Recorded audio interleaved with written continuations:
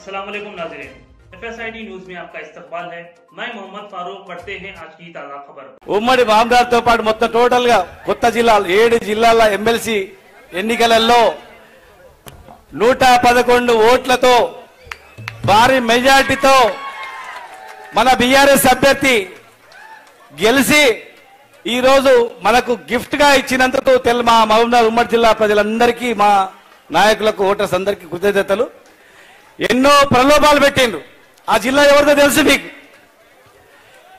ఎన్నో ప్రలోభాలు పెట్టిండ్రు।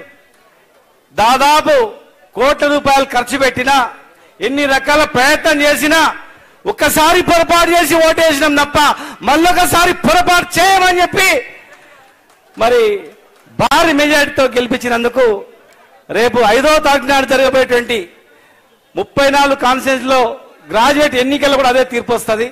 ప్రజలు మన పక్షానే ఉన్నారు। ఒక్కసారి ఓటేసి పొరపాటున లేచినంత మాత్రాన మళ్ళీ వాళ్ళకి ఇవ్వరు, పొరపాటు చేసినామని ప్రతి ఒక్కరూ బాధపడుతున్నారు।